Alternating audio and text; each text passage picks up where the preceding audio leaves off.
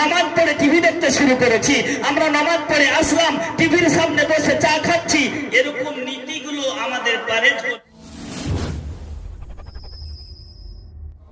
যাই হোক বাবাজি ভাইরা, আয়াতে কারিমা তেলাওয়াত করেছিলাম। আল্লাহ বলতেছেন কাদ জাআকুম মিনাল্লাহি নূরুন ওয়া কিতাবুম মুবিন, নিঃসন্দেহে তোমাদের কাছে আমার তরফ থেকে চলে আসলো নূর, অর্থাৎ এই মুহাম্মদ সাল্লাল্লাহু আলাইহি ওয়াসাল্লাম নবীর নূর মুবারক এবং রওশন কিতাব। বলুন সুবহানাল্লাহ।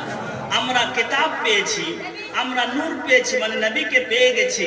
আমরা কখনো পথভ্রষ্ট হব না। তবে আমাদের আমলগুলো দিনের পর দিন খারাপ হচ্ছে। আমি দেখলাম আপনাদের এলাকাতে আজকে আমরা সুন্নি দাবি করছি ঠিক, কিন্তু আমাদের মধ্যে একটা চলন খুব খারাপ হতে শুরু করেছে। আমরা বাড়ি বাড়ি টিভি দেখতে শুরু করেছি, দোকানে টিভি দেখতে শুরু করেছি, নামাজ পড়ে টিভি দেখতে শুরু করেছি।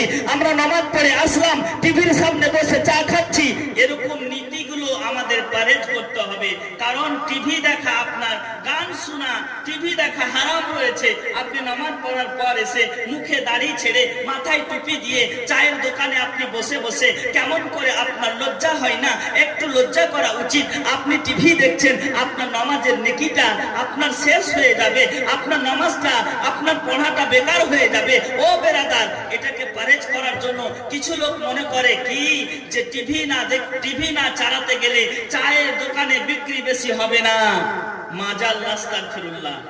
আমি আজকে গর্ব সহকারে বলে যাচ্ছি, যদি কোনো বান্দা আহলুস সুন্নাতুল জামাত এ মান্যকার ব্যক্তি 5 ওয়াক্তে নামাজ পড়ে কোনো ব্যবসা করে, তাহলে তার ব্যবসাতে লক্ষাধিক ইনকাম হবে।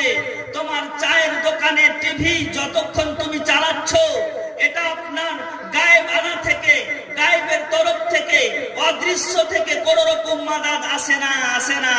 আর তুমি যদি টিভি দেখা বন্ধ করে দাও, সুন্নাতের প্রতি আমল করো, আর টিভি দেখা পারেজ করো, তাহলে তোমার দোকানে বেশি বেশি করে ইনকাম হবে। আপনার বাড়িতে রুজি রোজগারে বরকত হচ্ছে না, ওটা কার দোষ? এটা আমাদের দোষ, আমাদের চলার দোষ। আমরা যদি সুন্নাতের পাবন্দি হই, আমরা যদি নবীর সুন্নাতকে পালন করি, তবে আমাদের ঈমান তাজা হবে, আমাদের আমল ঠিক থাকবে, আমাদের সব কিছু নীতি ঠিক থাকবে। আজিজানে মুহতারাম, বক্তা উপস্থিত হয়ে গেছে হযরতুল আল্লামা মাওলানা এম.এ. হালিম সাহাব, তারপরে সাইরে ইসলাম আছে। যদি কোনোদিন সময় পাই তাহলে ধারাবাহিক আমি জীবনী শোনাবো। আমি কিন্তু জীবনীও গাই, তার জন্য আপনাদেরকে ইতিহাসটা আর নূরের আলোচনাটা শোনালাম যে নবী পাক সাল্লাল্লাহু আলাইহি ওয়াসাল্লাম কয়টা নূরের পর্দায় ছিলেন। আপনারা ভুলে গেলেন কয়টা? 10টা নূরের পর্দায় ছিলেন। কোন রিওয়ায়াতে লেখা আছে 12টা নূরের পর্দাতে।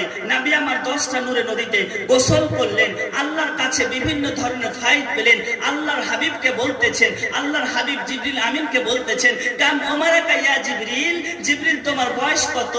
তো জিবরিল বলতেছে, ইয়া রাসূলুল্লাহ, আমার বয়স সম্বন্ধে ধারণা নাই, তবে একটা কথা আমি বলতে পারি, চতুর্থ আকাশে বা হেজাবে রাহমাতের নিচে, হেজাবে রাহমাত এর নিচে একটা নক্ষত্র উঠতো, সেটা 72,000, সেটা 77,000 বছর পর পর উঠতো। আমি জিবরিল সেটাকে 72,000 বার দেখেছি। নবী বলতেছেন, আমি সেটাই ছিলাম, আমি রাসূলুল্লাহ ছিলাম। তো ইতিহাস বলতেছে সমস্ত সৃষ্টির 9 লক্ষতে দূরের কথা, সমস্ত সৃষ্টির কত কত বছর আগে আল্লাহ নবী নূর সৃষ্টি হয়েছে।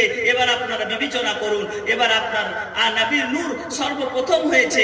আর একটা কথা আপনাদেরকে বলে গেলাম যে নবী নূরের তৈরি এবং মাটিরও তৈরি, তবে দুনিয়ার কোনো মাটি নয়, জান্নাতের মাটি দিয়ে নবীকে তৈরি করা হয়েছে। বলুন সুবহানাল্লাহ। আপনার দালাইলুন নবুওয়াত আর শারহুল মুস্তাফা, তাতে লেখা আছে প্রথম খণ্ড 110 নম্বর পৃষ্ঠাতে যে নবী পাক সাল্লাল্লাহু আলাইহি ওয়াসাল্লামের বডিতে জান্নাতের নূরের মাটি দেওয়া হয়েছে। বলুন সুবহানাল্লাহ। যাই হোক, সময় যদি পাই তাহলে ইনশাআল্লাহ আমি আরো শোনাতাম, তবে এখান থেকে আমার বক্তব্যের ইতি রেখা টানলাম। ওয়া মা আলাইনা ইল্লাল বালাগ। আসসালামু আলাইকুম।